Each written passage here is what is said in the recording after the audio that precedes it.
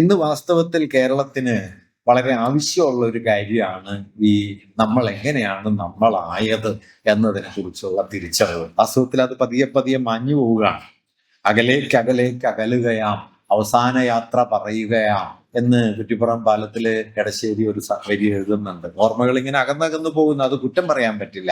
അതിൽ പക്ഷേ ഉള്ള ഒരു അപകടം എന്താന്ന് വെച്ചാൽ, ഇന്നത്തെ കേരളീയ ജീവിതത്തിന്റെ സാമൂഹികവും ഭൗതികവുമായ പരിസരം വളരെ സ്വാഭാവികമായി ഇവിടെ ഉണ്ടായിരുന്നതാണെന്നോ അല്ലെങ്കിൽ അനായാസം ഇവിടെ വികസിച്ചു വന്നതാണെന്നോ കരുതുന്ന ഒരു വലിയ തലമുറ ഇന്നുണ്ട്. വാസ്തവത്തിൽ കഴിഞ്ഞ 50 വർഷത്തിനിടയിൽ ജനിക്കുകയും ഇവിടെ ജീവിച്ചു വളരുകയും ചെയ്തവർക്ക് കേരളത്തിന് അതിനു മുമ്പുള്ള ഒരു 50 കൊല്ലക്കാലത്ത് കേരളം എന്തായിരുന്നു എന്ന് മിക്കവാറും ഓർമ്മയുണ്ടാവില്ല. അവരന്വേഷിച്ചിട്ടുണ്ടാവില്ല. 1956 ഞാൻ വളരെ ചെറിയ ചില കാര്യങ്ങൾ മാത്രം പറയാം, ദീർഘമായൊരു പ്രസംഗത്തിന് ഞാൻ മുതിരുന്നില്ല. 1956 കേരള സംസ്ഥാനം നിലവിൽ വരുന്ന സമയത്ത് ഇന്ത്യയിലെ ഏറ്റവും ദരിദ്ര സംസ്ഥാനമാണ് കേരളം. അന്ന് അഖിലേന്ത്യാ തലത്തിൽ ദാരിദ്ര്യത്തിന്റെ തോത് 58% മറ്റാണ്. 158 പേരും ദരിദ്രരായി ജീവിക്കുന്ന ഒരു നിലയാണ് അന്ന് അഖിലേന്ത്യാ തലത്തിൽ ഉള്ളത്. കേരളത്തിൽ അതിനേക്കാൾ കൂടുതലാണ്, 62%. 162 പേരും ദാരിദ്ര്യത്തിൽ കഴിയുന്ന സ്ഥിതിയാണ് ആ ഘട്ടത്തിലുള്ളത്. അവിടെ നിന്ന് 2026 എത്തുമ്പോൾ ഏതാണ്ട് 70-75 വർഷം പിന്നിട്ട് നമ്മൾ ഇവിടെ എത്തുന്ന സമയത്ത് കേരളത്തിൽ ഇന്നത്തെ ദാരിദ്ര്യത്തിന്റെ തോത് 0.5% എന്ന് നിങ്ങൾക്കറിയാമോ എന്ന് എനിക്കറിഞ്ഞൂടാ. 0.5%. നീതി ആയോഗിന്റെ കണക്കിൽ 0.5%. അഖിലേന്ത്യാ ശരാശരി ഇപ്പോഴും 12 കേട്ടോ. 12%. 58 നിന്ന് 12 അഖിലേന്ത്യാ തലത്തിലേക്ക് ഈ 70-75 വർഷം കൊണ്ട് കുറഞ്ഞു വന്നത്. നമ്മൾ 62 നിന്ന് നമ്മൾ 0.5% എത്തി എന്നത് വെറുതെ സംഭവിച്ചതല്ല. അതിന്റെ പിന്നിൽ ഒരുപാട് പരിശ്രമങ്ങളുണ്ട്. അല്ലെങ്കിൽ മറ്റൊരു കണക്ക് പറഞ്ഞാൽ, കേരളത്തിൽ IMR, ഇൻഫന്റ് മോർട്ടാലിറ്റി റേറ്റ് എന്ന് പറയുന്നത്, ഇൻഫന്റ് മോർട്ടാലിറ്റി റേറ്റ് എന്ന് പറഞ്ഞാൽ 1000 കുഞ്ഞുങ്ങൾ ജനിക്കുമ്പോൾ എത്ര കുഞ്ഞുങ്ങളായിരുന്നു മരണപ്പെടുന്നത്. അത് ആരോഗ്യ പരിപാലനത്തിന്റെ, പ്രസവ ശുശ്രൂഷയുടെ, ആരോഗ്യ ലഭ്യതയുടെ, ചികിത്സാ ലഭ്യതയുടെ ഒക്കെ തോതാണ് ഏറ്റവും കൂടുതൽ IMR റിഫ്ലക്ട് ചെയ്യുന്നത്. കേരളത്തിന്റെ IMR ഇപ്പൊ 5ആണ്. 1000 കുഞ്ഞുങ്ങളിൽ 5 പേരാണ് മരണപ്പെടുന്നത്.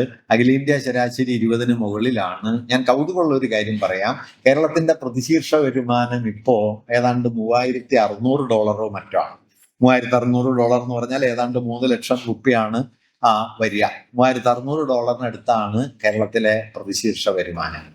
അമേരിക്കയുടെ പ്രതിശീർഷ വരുമാനം ഏതാണ്ട് $89,000, $90,000 വരും. എന്ന് വെച്ചാൽ കേരളത്തിന്റെ ഏതാണ്ട് 25 മടങ്ങ് പ്രതിശീർഷ വരുമാനമുണ്ട് അമേരിക്കയിൽ പെർ ക്യാപിറ്റ. അമേരിക്കയിലെ IMR എന്ന് പറയുന്നത് 5.6. കേരളത്തിൻ്റെത് 5ആണ്. കേരളത്തിൻ്റെത് 5 ആയത് എങ്ങനെയാണെന്ന് ചോദിച്ചാൽ, അതായത് ഈ സമ്പത്തുള്ളത് കൊണ്ട് മാത്രം നിങ്ങൾക്ക് ഒരു സമൂഹത്തിന്റെ ആരോഗ്യം വളരില്ല. ആ സമ്പത്തിനെ, അമേരിക്കയിൽ നമ്മളെക്കാൾ മെച്ചപ്പെട്ട ചികിത്സാ സംവിധാനം ഉണ്ട്. അവിടെ സാങ്കേതിക വിദ്യ നമ്മളെക്കാൾ വളരെ വികസിച്ചതാണ്. വലിയ നൂതനമായ സാങ്കേതിക പരിചരണം കിട്ടുന്ന ആശുപത്രികളുണ്ട്. ഇതെല്ലാം ഉണ്ടെങ്കിലും, നമ്മുടെ 30 ഇരട്ടി സാമ്പത്തിക ശേഷി ഉണ്ടെങ്കിലും, ലോകത്തെ ഒന്നാമത്തെ $35 ട്രില്യൺ മറ്റാണ് അമേരിക്കയുടെ GDP എന്ന് പറയുന്നത്. അതിഭീമാകാരാണ്. ഇന്ത്യയുടെ ഏതാണ്ട് 3.5 ട്രില്യണോ മറ്റാണ്.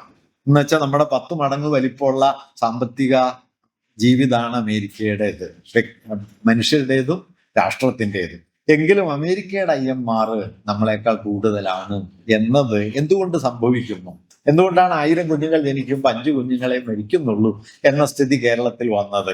അത് കേരളത്തിന്റെ ഓരോ ഗ്രാമത്തിലും വന്ന പൊതുജനാരോഗ്യ സംവിധാനങ്ങളാണ്, പ്രൈമറി ഹെൽത്ത് സെന്ററുകളാണ്, നമ്മുടെ സൗജന്യമായി ലഭിക്കുന്ന ചികിത്സയാണ്, നമ്മുടെ ആശുപത്രികളുടെ വളർച്ചയാണ്, ഗതാഗത സൗകര്യങ്ങളാണ്. ഏതാണ്ട് 100-ൽ 96-97 പ്രസവങ്ങളും നടക്കുന്നത് ആധുനികമായ വൈദ്യ പരിചരണത്തിന്റെ പശ്ചാത്തലത്തിലാണ് എന്നതാണ്. ഇത് ഒരു സമൂഹത്തിന്റെ സാമൂഹിക ബോധത്തിന്റെ വളർച്ചയുടെ ഭാഗമാണ്. ഈ അമർത്യ സെൻ കേരളത്തിന്റെ സാമൂഹിക വളർച്ചയെ കുറിച്ച് പറയുന്ന സമയത്ത് ഉപയോഗിച്ച ഒരു വാക്കാണ് കേരള മോഡൽ എന്നത്. ആ കേരള മോഡൽ എന്ന സങ്കല്പനത്തിന്റെ അടിസ്ഥാനം എന്താ വെച്ചാൽ, സമ്പത്ത് കുറവാണെങ്കിലും ആ സമ്പത്തിന്റെ വിതരണത്തിൽ സമൂഹം വളരെ ശക്തമായിട്ട് ഇടപെടുകയും സാമൂഹിക നീതി ഈ വിഭവ വിതരണത്തിൽ ഉറപ്പാക്കുകയും ചെയ്യുന്നു എന്നതാണ് സോഷ്യൽ ഇന്റർവെൻഷൻ. അങ്ങനെ സോഷ്യൽ ഇന്റർവെൻഷനുള്ള ഒരു പൊട്ടൻഷ്യൽ ഒരു സമൂഹത്തിന് എത്രത്തോളം ഉണ്ടോ അത്രത്തോളമാണ് സമൂഹത്തിൽ മാനവശേഷി വികസിക്കുക. സമ്പത്ത് വികസിക്കുന്നതനുസരിച്ച് മാനവശേഷി വികസിക്കണമെന്നില്ല. അതുകൊണ്ടാണ് സമ്പത്തിൽ നമ്മളെക്കാൾ 30 മടങ്ങ് വലിപ്പമുണ്ടെങ്കിലും ഐഎംആറിൽ നമ്മളെക്കാളോ താഴെയോ നമ്മളെക്കാൾ കുറഞ്ഞ അളവിലോ ഈ അമേരിക്കയുടെ സ്ഥിതി നിലനിൽക്കുന്നത്. ഞാൻ പറഞ്ഞത് ഇത് പൊടുന്നനെ ഉണ്ടായതല്ല, വലിയ സമരങ്ങളിലൂടെ വലിയ പരിശ്രമങ്ങളിലൂടെ ഉണ്ടായതാണ്. ആ പരിശ്രമങ്ങളിലൊന്നാണ് എല്ലാ ഗ്രാമാന്തരങ്ങളിലും നാടകം കളിച്ചത്. ആ പരിശ്രമങ്ങളിലൊന്നാണ് എല്ലാ ഗ്രാമാന്തരങ്ങളിലും വായനശാല ഉണ്ടായത്, അവിടെ കർഷകർ സംഘടിച്ചത്, തൊഴിലാളികൾ സംഘടിച്ചത്, ദേശീയ പ്രസ്ഥാനം ഉണ്ടായത്, നല്ല കൂലി വേണം എന്ന് തൊഴിലാളികൾ ആവശ്യപ്പെടാൻ തുടങ്ങിയത്. കേരളത്തിലെ മധ്യവർഗം നല്ല കൂലി എന്ന് പറയുന്നതിനെ നെഗറ്റീവായി കാണുന്നവരാണ്. അവരവർക്ക് നല്ല കൂലി വേണമെന്ന് എല്ലാവർക്കും ഡിമാൻഡ് ഉണ്ട്, അവരവരുടെ ശമ്പളം വർദ്ധിക്കണമെന്ന് എല്ലാവർക്കും ഡിമാൻഡ് ഉണ്ട്. പക്ഷെ വീട്ടിൽ പണിക്ക് വരുന്ന ആൾക്ക് 1000 രൂപ കൊടുക്കണം എന്ന് പറയുമ്പോൾ നമുക്ക് വലിയ അസ്വാസ്ഥ്യം വരും. മലയാളിയുടെ വലിയ വഞ്ചനയുടെ അടയാളങ്ങളിലൊന്നാണ് കേട്ടോ. കേരളത്തിലെ ആളുകൾ ഏറ്റവും കൂടെ കുറഞ്ഞ് ഈ വിസമ്മതം കാണിക്കുന്ന ഒന്ന് ഈ ദൈനംദിന ജോലിക്കായി വീട്ടിൽ വരുന്ന ആളുകൾക്ക് കൂലി കൊടുക്കാനാണ്. അത് കനത്ത കൂലിയാണ് എന്ന് പറയുകയും എന്നാൽ ഇന്ത്യയിൽ ലഭ്യമാകുന്ന ഏറ്റവും ഉയർന്ന വേതനം വാങ്ങുകയും ചെയ്യുന്നവരാണ് കേരളീയർ. വാസ്തവത്തിൽ ആ വലിയ കൂലി എന്ന് പറയുന്നത് ഇപ്പോ കേരളത്തിൽ പുറത്തു നിന്ന് ധാരാളം തൊഴിലാളികൾ പണിയെടുക്കുന്നുണ്ടെന്ന് നമുക്കറിയാം. ഒരുപക്ഷെ ആ തൊഴിലാളികൾ ഇല്ലെങ്കിൽ കേരളത്തിൽ അടിസ്ഥാന ജോലികൾ നിർവഹിക്കാൻ ആളില്ല എന്നുള്ള സ്ഥിതിയിലേക്ക് കേരളം ഇന്ന് മാറിക്കഴിഞ്ഞു. 35-40 ലക്ഷം ആളുകൾ ഇന്ത്യയിലെ ഇതര സംസ്ഥാനങ്ങളിൽ നിന്ന് കേരളത്തിൽ വന്ന് ജോലി ചെയ്യുന്നുണ്ട്. ഇതെന്തോ കുറ്റകൃത്യാണെന്നുള്ള മട്ടിൽ കാണാനും പാടില്ല കേട്ടോ. നമ്മൾ പുറത്ത് പല സ്ഥലത്ത് പോയി പണിയെടുക്കുന്നുണ്ട്, അവിടെ നിന്ന് അയച്ചു കിട്ടുന്ന കാശ് കൊണ്ടാണ് വാസ്തവത്തിൽ ഇന്ന് കേരളം ഓടിക്കൊണ്ടിരിക്കുന്നത്. 1 ലക്ഷം കോടി രൂപയിലധികം ഒരു വർഷം കേരളത്തിലേക്ക് പല നിലകളിൽ വരുന്നുണ്ട്. കേരളത്തിന്റെ സമ്പദ് വ്യവസ്ഥ നിലനിൽക്കുന്ന അടിസ്ഥാന ഘടകം തന്നെ വാസ്തവത്തിൽ ഈ വരുന്ന പണമാണ്. തിരിച്ച് നമ്മളിൽ നിന്നും കുറച്ച് പണമൊക്കെ മറ്റു സ്ഥലങ്ങളിലേക്ക് എത്തിച്ചേരുകയും ചെയ്യുന്നുണ്ട് എന്ന് വേണമെങ്കിൽ പറയാം. അങ്ങനെ പണം കൈമാറ്റം ചെയ്യപ്പെടുന്നു എന്നതിനപ്പുറം അതിൻ്റെ വിതരണത്തിൽ ഒരു സാമൂഹിക നീതി ഉറപ്പാക്കാനായിട്ട് പറ്റും. ഏറ്റവും ദരിദ്രനായ മനുഷ്യനും മനുഷ്യാന്തസ്സുണ്ടെന്നും മനുഷ്യാവകാശം ഉണ്ടെന്നും കരുതുന്ന മട്ടിൽ അതിനുപയുക്തമായ കൂലി കിട്ടണം എന്ന് കരുതുന്ന മട്ടിലുള്ള സാമൂഹിക ഇടപെടലുകളുടെ ഒരു വലിയ പശ്ചാത്തലം വാസ്തവത്തിൽ നമുക്കുണ്ട്. ആ പശ്ചാത്തലം വെറും സമരങ്ങൾ മാത്രമല്ല, കൂലിക്ക് വേണ്ടിയുള്ള സമരങ്ങൾ മാത്രമല്ല. അതാണ് ഞാൻ നേരത്തെ പറയാൻ ശ്രമിച്ചത്. ഒരു നാടക പ്രവർത്തനം അതായിരുന്നു, ഒരു ഗ്രന്ഥശാല പ്രവർത്തനം അതായിരുന്നു, ഒരു വായനശാല രൂപീകരിച്ച് അവിടെ ആളുകൾ ഒത്തുകൂടി ഒരു വിഷയത്തെക്കുറിച്ച് ചർച്ച ചെയ്യുന്നത് അതായിരുന്നു.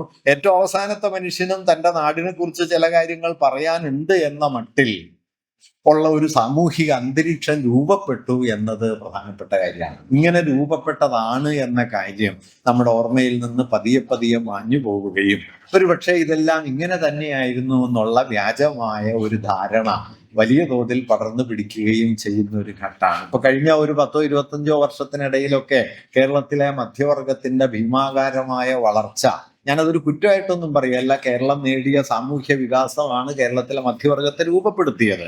ഇപ്പോൾ കേരള ജനസംഖ്യയിൽ ഏതാണ്ട് ഒരു 60% മിഡിൽ ക്ലാസ് ആണ്, ഒരു 5-10% അപ്പർ ക്ലാസ് ഉണ്ട്. ഇത് രണ്ടും കൂടി ചേർന്നാൽ കേരളീയ ജനസംഖ്യയിൽ ഒരു 60-70% വരും. അതിന് താഴെയാണ് കീഴ്ത്തട്ടുകാരും പരമദരിദ്രരും എന്നൊക്കെ വിളിക്കാവുന്ന അതിദാരിദ്ര്യം എന്നത് ഏതാണ്ട് ഒഴിവാക്കപ്പെട്ടെങ്കിലും ദാരിദ്ര്യം നമുക്കിടയിലുണ്ട്. ഈ മധ്യവർഗ ജീവിത പരിസരം എന്ന് പറയുന്നത് വലിയ സാമൂഹ്യ ഇടപെടലുകളിലൂടെ ഉണ്ടായി വന്നതാണ്. പക്ഷെ അങ്ങനെ ഉണ്ടായി വന്ന ആ സാമൂഹ്യ പരിസരത്ത് ഇന്ന് ജീവിക്കുന്ന ആളുകൾക്ക് ഇതെങ്ങനെ രൂപപ്പെട്ടു എന്നതിനെ കുറിച്ച് ഇന്ന് വലിയ ഓർമ്മകളൊന്നും ഇല്ല. അതുകൊണ്ടാണ് ഒരുപക്ഷെ ഓർമ്മകളുടെ രാഷ്ട്രീയം എന്ന് പറയേണ്ടി വരുന്നത്. അതുകൊണ്ടാണ് ടി വി ചന്ദ്രൻ തന്റെ സിനിമക്ക് ഓർമ്മകൾ ഉണ്ടായിരിക്കണം എന്ന് പേരിട്ടത്. അത് വെറുതെ വന്നതല്ല, വലിയ സമരങ്ങൾ അതിൻ്റെ പിന്നാമ്പുറത്ത് നടക്കുന്നുണ്ട്. അങ്ങനെ മനുഷ്യാവകാശം ഉറപ്പിച്ചെടുക്കുന്നതിന് വേണ്ടി നവോത്ഥാനം ഒരു നിലയ്ക്ക് ശ്രമിക്കുന്നുണ്ട്, ദേശീയ പ്രസ്ഥാനം ഒരു നിലയ്ക്ക് ശ്രമിക്കുന്നുണ്ട്, കർഷക സംഘങ്ങൾ ഉണ്ടാവുന്നുണ്ട്, കമ്മ്യൂണിസ്റ്റ് പാർട്ടി ഉണ്ടാകുന്നുണ്ട്, സോഷ്യലിസ്റ്റ് ആശയങ്ങൾ വരുന്നുണ്ട്. ഇതെല്ലാം ചേർന്നുളവാക്കിയ വലിയൊരു സമ്മർദ്ദമാണ് ഞാൻ ഈ പറയുന്ന കേരളം എന്ന് പറയുന്ന സവിശേഷമായൊരു ജീവിത വ്യവസ്ഥയെ, ആവാസ വ്യവസ്ഥയെ രൂപപ്പെടുത്തിയത്. അതിൻ്റെ ഓർമ്മ, അങ്ങനെ ഉണ്ടായതാണെന്നുള്ള ഓർമ്മ വളരെ പ്രധാനപ്പെട്ട ഒരു കാര്യമാണ്. ഒരുപക്ഷെ അത് മങ്ങിത്തുടങ്ങിയിരിക്കുന്ന ഒരു കാലമാണ് നമ്മുടേത് എന്നതുകൊണ്ടാണ് ഞാൻ ഈ കാര്യം എടുത്തു പറയാനായിട്ട് ശ്രമിച്ചത്. ഈ ഓർമ്മയില്ലെങ്കിൽ എന്ത് പറ്റും എന്ന് വെച്ച് കഴിഞ്ഞാൽ, നമ്മൾ എങ്ങനെയാണ് ഇങ്ങനെ കടമ്മനിട്ടയുടെ പഴയ വരി പറഞ്ഞാൽ നിങ്ങൾ ഓർക്കുക നിങ്ങൾ എങ്ങനെ നിങ്ങളായെന്ന് എന്ന കാര്യം മറന്നുപോയാൽ വാസ്തവത്തിൽ നമ്മുടെ ജീവിതം കൈവിട്ടു പോകുന്ന സമയത്ത് അതിനെ പ്രതിരോധിക്കാൻ ചിലപ്പോൾ നമുക്ക് പറ്റില്ല. ഇപ്പൊ ഈ കേരളീയ ജീവിതത്തിന്റെ ഏറ്റവും വലിയ സവിശേഷതകളിലൊന്ന് നിങ്ങൾ ഓർക്കണ്ടെന്ന് അറിഞ്ഞുകൂടാ, ലോകത്തെ ഏറ്റവും നന്നായി ഒരുപക്ഷെ ആദ്യമായി ഒരു സർവമത സമ്മേളനം നടന്നത് കേരളത്തിലാണ്. 1924 ആലുവയിൽ നടന്നു, അദ്വൈതാശ്രമത്തിൽ. നാരായണ ഗുരുവാണ് ആ സമ്മേളനം വിളിച്ചു ചേർത്തത്.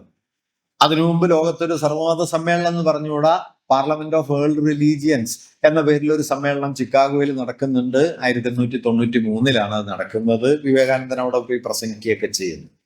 കേരളത്തിൽ നടന്ന സർവമത സമ്മേളനത്തിന് അതിൽ നിന്ന് മൗലികമായൊരു വ്യത്യാസം ഉണ്ടായിരുന്നു. ചിക്കാഗോയിലെ സമ്മേളനത്തിൽ പല മതസ്ഥര് വരുന്നു, ഓരോ മതത്തിന്റെയും പ്രതിനിധികൾ അവരവരുടെ മതത്തിന്റെ മികവിനെ കുറിച്ച് സംസാരിക്കുന്നു, ആളുകൾ അത് കേൾക്കുന്നു, പലരും കൈയടിക്കുന്നു, വിരിഞ്ഞു പോകുന്നു എന്ന നിലയിലാണ്. കേരളത്തിൽ നടന്ന സർവമത സമ്മേളനത്തിന്റെ മൗലികമായൊരു വ്യത്യാസം, ഏതെങ്കിലും ഒരു മതത്തിന്റെ മേന്മയും മറ്റൊരു മതത്തിന്റെ പോരായ്മയും സ്ഥാപിക്കുന്ന വിധത്തിൽ അവിടെ യാതൊരു പ്രസംഗവും നടന്നില്ല എന്നതാണ്. ആ സമ്മേളനത്തിന്റെ മൗലികമായൊരു സ്വഭാവം എല്ലാ മതങ്ങളും ആത്യന്തികമായി ഒരേ ധർമ്മത്തിലേക്ക് നീങ്ങുന്നുണ്ട് എന്ന ഒരാശയമാണ് അവിടെ മുന്നോട്ട് വയ്ക്കപ്പെട്ടത്. നാരായണഗുരു ആത്മോപദേശതകത്തിൽ അത് പറയുന്നുണ്ട്, പല മതസാരവും ഏകം എന്ന്. ആ പലമത സാരവുമേകം എന്ന തത്വത്തെ സാക്ഷാത്കരിക്കാൻ പോന്ന മട്ടിൽ ആണ് അവിടെ പ്രഭാഷണങ്ങളൊക്കെ നടന്നത്. അവിടെ രസമുള്ള ഒരു കാര്യമുണ്ട് കേട്ടോ. ആ സമ്മേളനത്തില് ആര്യ സമാജത്തിന്റെ പ്രതിനിധിയായി ഡൽഹിയിൽ നിന്നോ മറ്റോ ഉത്തരേന്ത്യയിൽ നിന്നോ മറ്റോ ഒരു സന്യാസി വരുന്നുണ്ട്. അപ്പൊ ആ സന്യാസി ഇംഗ്ലീഷിലാണ് പ്രസംഗിക്കുന്നത്. ഞാൻ അദ്ദേഹത്തിന്റെ പേര് മറന്നുപോയി. അദ്ദേഹം പ്രസംഗിക്കുന്നു. അദ്ദേഹത്തിന്റെ പ്രസംഗത്തിൽ ക്രിസ്തു മതത്തിനെതിരെ വലിയ വിമർശനങ്ങളും അധിക്ഷേപങ്ങളും ഒക്കെ അദ്ദേഹം നടത്തുന്നുണ്ട്. അപ്പൊ ഇംഗ്ലീഷിലുള്ള പ്രസംഗമായതുകൊണ്ട് ഇത് പരിഭാഷപ്പെടുത്താം. ആദ്യം പരിഭാഷപ്പെടുത്തിയിരുന്നത് ടി കെ മാധവനാണ്. ടി കെ മാധവൻ എന്ന് പറഞ്ഞാൽ വൈക്കം സത്യാഗ്രഹത്തിന് നേതൃത്വമൊക്കെ കൊടുത്ത അന്നത്തെ ദേശാഭിമാനി പത്രത്തിന്റെ പത്രാധിപരാണ്. ഇന്നത്തേതല്ല, ആ കാലത്തെ മറ്റൊരു പത്രമാണ്. അദ്ദേഹം പരിഭാഷപ്പെടുത്തിയിരുന്നു. കുറച്ചു നേരം അദ്ദേഹം പരിഭാഷപ്പെടുത്തിയിട്ട് മാധവൻ പരിഭാഷ നിർത്തി. കാരണം ഈ മറ്റു മതത്തെ ദുഷിച്ചു പറയുന്നത് പരിഭാഷപ്പെടുത്താൻ കഴിയില്ല എന്ന് പറഞ്ഞ് അദ്ദേഹം പരിഭാഷ നിർത്തി. രണ്ടാമത് ആ പരിഭാഷ ഏറ്റെടുത്ത് ചെയ്യുന്നത് സഹോദരൻ അയ്യപ്പനാണ്. അയ്യപ്പൻ മാഷൻ കുറച്ചു കഴിഞ്ഞപ്പോൾ പരിഭാഷ നിർത്തി.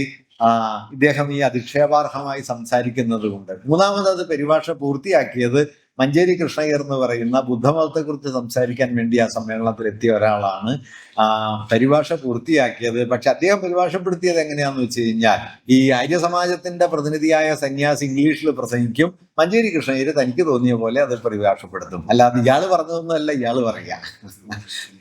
കാരണം അതിന് കൃഷ്ണഗിരി പറഞ്ഞൊരു വിശദീകരണം എന്താ വെച്ചാൽ, നാരായണഗുരു ഇരിക്കുന്ന ഒരു സ്ഥലത്ത് ഒരു മതത്തെ നിന്ദിച്ചു പറയാൻ പറ്റില്ല എന്നാണ്. ഞാൻ പറഞ്ഞത് കേരളത്തിന്റെ വലിയൊരു ട്രഡീഷൻ ആയിരുന്നു. ഇന്ന് നിങ്ങൾ തിരിഞ്ഞു നോക്കണം, മറ്റൊരു മതത്തെ നിന്ദിച്ചു പറഞ്ഞുകൂടാ എന്ന് വിശ്വസിക്കുന്ന എത്ര മതവിശ്വാസികൾ കേരളത്തിൽ ബാക്കിയുണ്ട്. അതാണ് ഞാൻ ഓർമ്മകളുടെ രാഷ്ട്രീയം എന്നുള്ളത്. ഇന്ന് നിങ്ങളുടെ മതബോധം എന്നത് തന്നെ അടിസ്ഥാനപരമായി അന്യമതങ്ങളെ ദുഷിക്കാനുള്ളതാണ് എന്ന് വന്നുകൊണ്ടിരിക്കുക. പൂർണ്ണമായിട്ട് അങ്ങനെ ആയി എന്ന് പറയല്ല, പക്ഷെ വേണ്ടത്ര ഉണ്ട്. നമ്മുടെ വാട്സാപ്പ് യൂണിവേഴ്സിറ്റിയിലൊക്കെ നോക്കി അറിയാലോ, അന്യമതങ്ങളുടെ ദോഷങ്ങൾ ഇങ്ങനെ വിവരിച്ച് അവനവന്റെ മതത്തില് ആറ്റം ബോംബ് മുതല് സർവ്വതും ഉണ്ട് എന്ന് പറയുന്ന പമ്പര വിഡ്ഢിത്തങ്ങൾ നമ്മുടെ മതബോധമായി മാറി. അതുകൊണ്ടാണ് ഞാൻ പറഞ്ഞത്, വാസ്തവത്തിൽ ഇത് വെറുതെ ഉണ്ടായതല്ല, വലിയ പരിശ്രമങ്ങളിലൂടെ ഉണ്ടായി വന്നതാണ്. ആ പരിശ്രമങ്ങളെ ഓർക്കണം. നമ്മൾ എങ്ങനെയാണ് ഈ വഴിയിലേക്ക് എത്തിച്ചേർന്നത് എന്നോർക്കണം. ഒരു ദരിദ്ര സംസ്ഥാനമായിരുന്നിടത്തു നിന്ന് ആധുനികമായ ജീവിത സൗകര്യങ്ങൾ, പശ്ചാത്തല സംവിധാനങ്ങൾ, മാനവിക ബോധം, മനുഷ്യാന്തസ് ഒക്കെയുള്ള, അപ്പോൾ തന്നെ അതിന്റെ ധാരാളം പരാധീനതകളുമുള്ള, ഞാൻ ഇങ്ങനെ പറയുമ്പോൾ ഒരു സുന്ദര ലോകമാണ് കേരളം എന്നൊന്നും ധരിക്കേണ്ട കാര്യമില്ല. വലിയ പോരായ്മകളുണ്ട്. ഇപ്പോൾ ഞാൻ നേരത്തെ പറഞ്ഞതുപോലെ മതബോധം എന്നത് അന്യമത വിദ്വേഷമായി, ജാതി എന്നത് ജാതി ഭ്രാന്തായി, ആചാരം എന്നത് ആചാര ഭ്രാന്തായി, ഉപഭോഗം പെരുകി, അങ്ങനെ ധാരാളം പ്രശ്നങ്ങൾ നമുക്ക് മറുപുറത്തും കാണാൻ പറ്റും. അതൊക്കെ നിലനിൽക്കുമ്പോഴും താരതമ്യേന മെച്ചപ്പെട്ട ജീവിത പരിസരമുള്ള ഒന്നായി കേരളം തുടരുന്നുണ്ട്. ആ തുടർച്ചയെ വാസ്തവത്തിൽ നമ്മൾ സംരക്ഷിച്ച് മുമ്പോട്ട് കൊണ്ടുപോകണമെങ്കിൽ വളരെ കൂടുതൽ നാം ഇതെങ്ങനെ രൂപപ്പെട്ടു എന്നും അതിനെ എങ്ങനെ സംരക്ഷിക്കണമെന്നും ജാഗ്രതയോടെ ഓർമ്മിക്കേണ്ടതുണ്ട്. വാസ്തവത്തിൽ കേരളം ഒരു വിഭാഗീയ സമൂഹമായി പതുക്കെ പരിണമിച്ചുകൊണ്ടിരിക്കുന്നത് നമുക്ക് ചുറ്റും നോക്കിയാൽ പല രൂപത്തിൽ കാണാൻ കഴിയും. അതുകൊണ്ട് ആ വിഭാഗീയതയ്ക്ക് എതിരെ 19-ാം നൂറ്റാണ്ട് അവസാനം കേരളത്തിൽ ഉയർന്ന ഒരു പ്രധാനപ്പെട്ട മുദ്രാവാക്യമുണ്ട്, സോദരത്വേന വാഴുന്ന മാതൃകാസ്ഥാനം എന്നത്. അത് വെറുതെ ഉണ്ടായി വന്നതല്ല. കേരളത്തിൽ പല മതക്കാരുണ്ടെന്ന് നമുക്കറിയാം. കേരളത്തിൽ ആ പല മതക്കാർ അന്യോന്യം ചേർന്നാണ് ജീവിക്കുന്നതെന്നറിയാം. അതിനെ മറികടക്കാനോ അതിനെ തകർക്കാനോ ഉള്ള ശ്രമങ്ങൾ നടക്കുന്നുണ്ട് എന്ന് നമുക്കറിയാം. എങ്ങനെയാണ് മറികടന്നത് എന്ന് ഓർത്തുകൊണ്ട്, എങ്ങനെയാണ് നമ്മൾ ഒരുമിച്ച് ജീവിക്കാൻ ശീലിച്ചത് എന്ന് ഓർത്തുകൊണ്ട് ആ ജീവിതത്തെ മുമ്പോട്ട് കൊണ്ടുപോവുക എന്നത് വാസ്തവത്തിൽ നാം ഏറ്റെടുക്കേണ്ട പ്രധാനപ്പെട്ട ഒരു കാര്യമാണ്. ഞാൻ അതുകൊണ്ടാണ് പ്രവൃത്തിയായിത്തീരുന്ന ഓർമ്മ എന്ന് തുടക്കത്തിൽ പറഞ്ഞത്. അല്ലാതെ ഇത് ഭൂതകാലം കേമത്വം നിറഞ്ഞതായിരുന്നു എന്ന് പറഞ്ഞ് പഴയ തറവാടിത്തം പറയാനല്ല. എടശ്ശേരി പറഞ്ഞതാണ് തറവാടിത്തത്തെ കുറിച്ച് പറയാവുന്ന ഏറ്റവും നല്ല കാര്യം. ഈ തറവാടിത്ത ഘോഷണത്തെക്കാൾ വൃത്തികെട്ടതായി മറ്റൊന്നുമില്ല ഊഴിയിൽ. അതുകൊണ്ട് പഴയ പ്രതാപത്തിന്റെ കഥയല്ല, ആ കഥയിൽ നിന്ന് നമ്മുടെ കാലത്തെ എങ്ങനെ അഭിമുഖീകരിക്കാൻ കഴിയും എന്നതിനുള്ള ഒരു പ്രേരണയെ കണ്ടെത്താൻ കഴിയുമോ എന്നതാണ് വാസ്തവത്തിൽ എല്ലാ ഓർമ്മകളെയും അർത്ഥപൂർണമാക്കുന്നത്. അത്തരമൊരു ഓർമ്മ നിശ്ചയമായും ഇന്നിവിടെ ഒത്തുകൂടിയവർക്കിടയിലുണ്ട് എന്ന് ഞാൻ കരുതുന്നു. ഇന്നിവിടെ കളിക്കാനിരിക്കുന്ന നാടകത്തിലും ഇന്നിവിടെ ആ മനുഷ്യരെ പലതരത്തിൽ നമ്മുടെ നാടിന്റെ ജീവിതത്തെ സമൃദ്ധമാക്കാൻ, അർത്ഥപൂർണമാക്കാൻ, കാമ്പുള്ളതാക്കി തീർക്കാൻ പരിശ്രമിച്ച മനുഷ്യരെ ആദരിക്കുന്ന പ്രവൃത്തിയിലും ഒക്കെ തന്നെ നാരായണേട്ടൻ എന്ന് നിങ്ങൾ സ്നേഹാദരങ്ങളോടെ വിളിക്കുന്ന ഒരു മനുഷ്യന്റെ മൗലികമായ ഒരു ശേഷി നിങ്ങളുടെയൊക്കെ സംഭാഷണത്തിൽ വന്നു. അദ്ദേഹം നമ്മളെ ചലിപ്പിച്ചിരുന്ന ഒരാളാണ് എന്നതാണ്. അദ്ദേഹം ഊർജം പകർന്നിരുന്ന ഒരാളാണ്.